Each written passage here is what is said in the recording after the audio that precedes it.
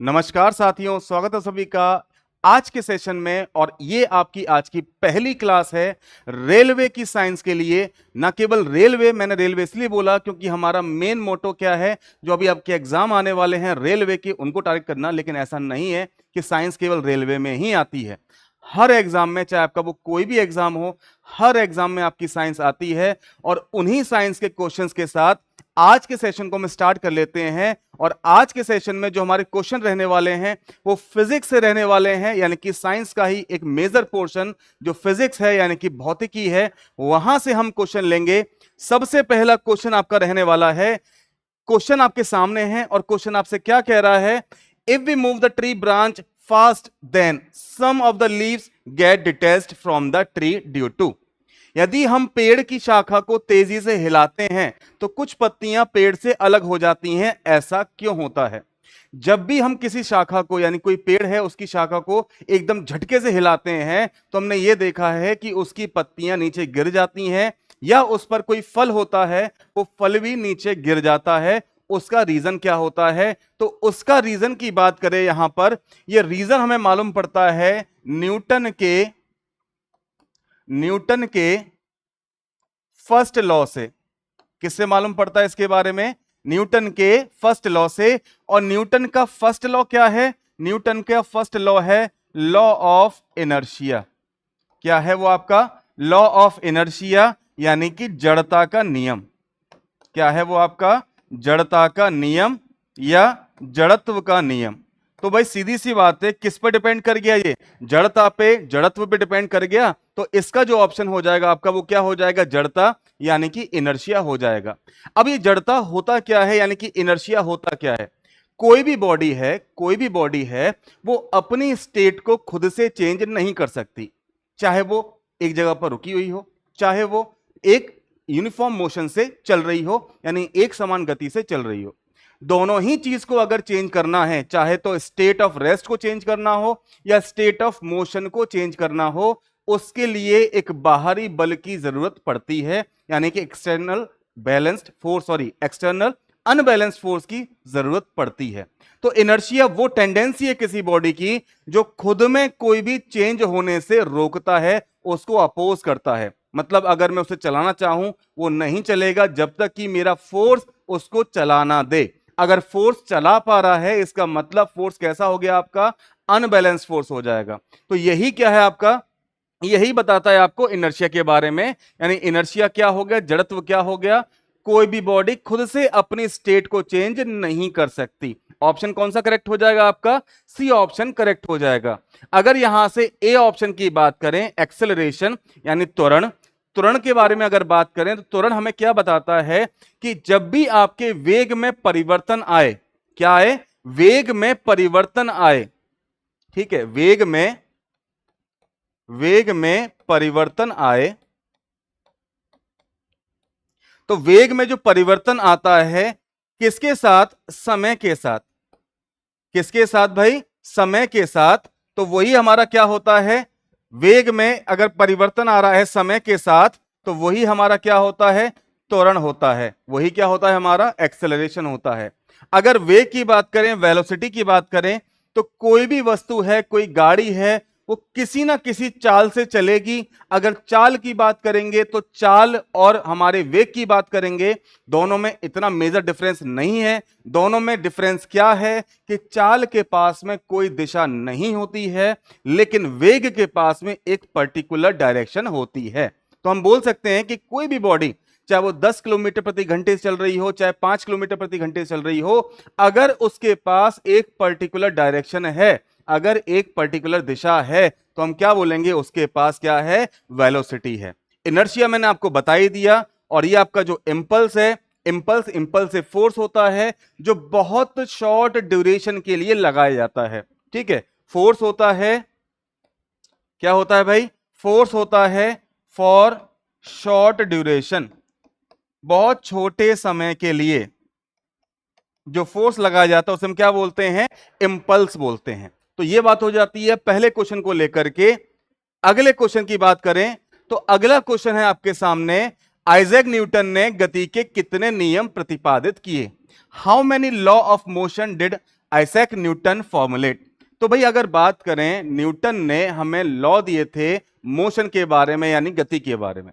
Total हमारे कितने नियम थे? तो वो आंसर हमारा 3।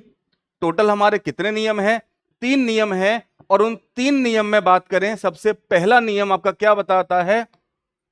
सबसे पहला नियम मैंने आपको बताया था, लॉ ऑफ इनर्शिया है। क्या है वो? आपका लॉ ऑफ इनर्शिया है। दूसरे की बात करें, दूसरा आपका क्या है? लॉ है law of rate of change of momentum, या फिर rate of change of momentum को और क्या बोलते हैं? इफेक्ट ऑफ फोर्स भी बोलते हैं, बल का प्रभाव भी बोलते हैं। ठीक है, इफेक्ट ऑफ फोर्स भी बोलते हैं। और अगर तीसरे नियम की बात करें, तीसरा हमें बताता है, लॉ है ये किसका? Law of conservation, law of conservation of momentum, law of conservation of momentum. ये 3 नियम दिए थे न्यूटन ने गति के। ठीक है, पहला क्या है आपका? इनर्शिया के लिए है। दूसरा क्या है आपका? चेंज ऑफ मोमेंटम है आपका, या इफेक्ट ऑफ फोर्स भी बोलते हैं। और तीसरा क्या है? Law of conservation of momentum है, यानी कि संवेग के संरक्षण का नियम। इसका एक और नाम होता है, इसका एक और नाम होता है, और वो दूसरा नाम क्या है? Law of action reaction. ठीक है, किसका है? Law of action reaction. ठीक है, तो ये हमारी बात हो गई, जो हमारे आइजैक न्यूटन ने जो लॉ दिए थे, टोटल कितने दिए थे? 3। और ये तीनों क्या हो गए? आपके नाम हो गए। तो याद रखना, इसका आंसर क्या हो जाएगा? 3 नियम हो जाएगा। अगले क्वेश्चन की बात करें भाई, अगला क्वेश्चन है आपके सामने, क्वेश्चन नंबर है तीसरा। और क्वेश्चन नंबर तीसरा आपसे क्या कह रहा है कि गति के 3 नियम किसके द्वारा प्रस्तावित किए गए थे? अब ये क्वेश्चन क्या है? क्वेश्चन तो वही है, बस क्वेश्चन में क्या हुआ, पहले आपको नियम बता दिए गए कि न्यूटन ने टोटल कितने नियम दिए थे।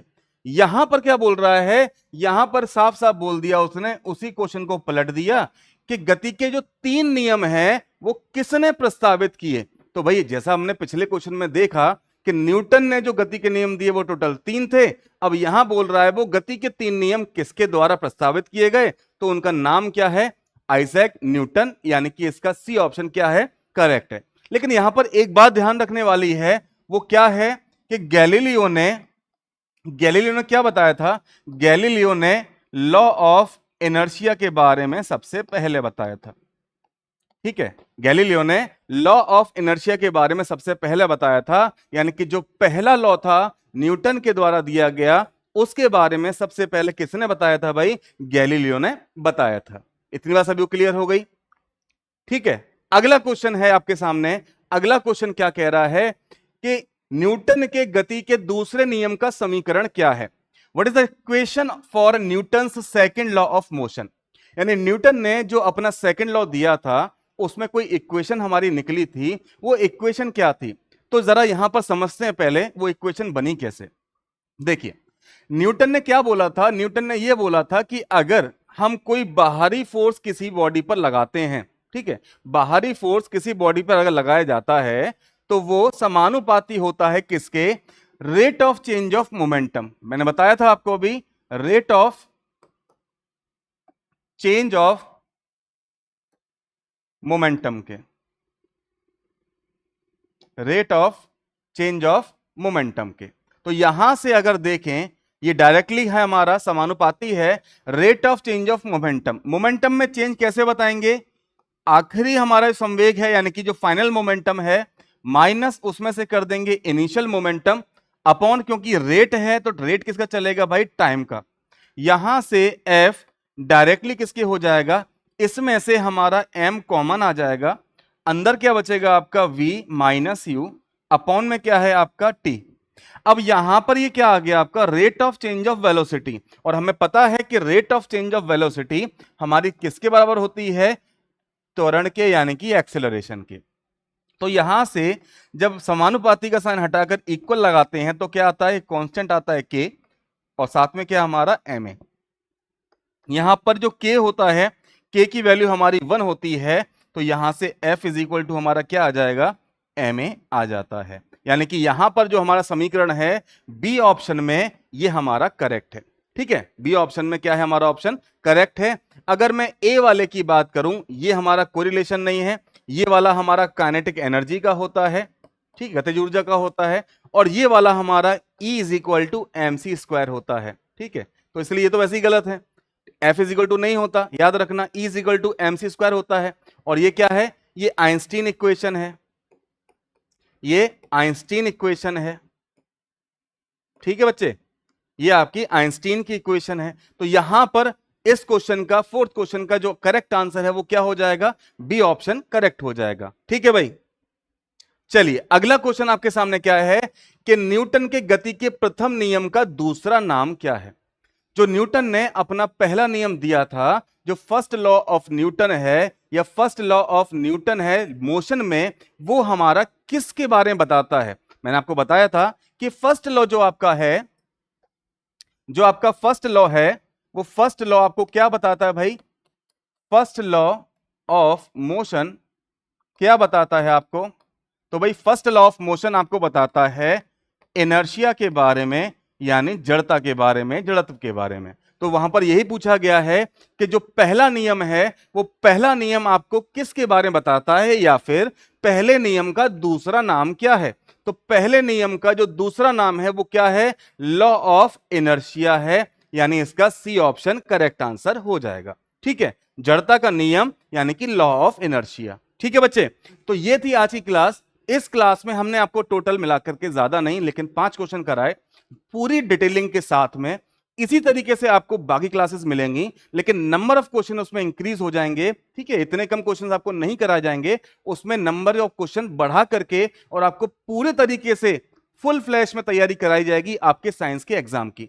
तो हमारे साथ जुड़े रहिए, और हो सके तो हमारी वीडियो को अपने दोस्तों के साथ जो तैयारी कर रहे हैं उनका शेयर कीजिए, चैनल को सब्सक्राइब जरूर करिएगा, और वीडियो अच्छी लगी हो यानी कि पसंद आई हो तो उसे एक बार लाइक जरूर से कर दीजिएगा। मिलते हैं आपसे अगली वीडियो में, तब तक के लिए बहुत बहुत धन्यवाद।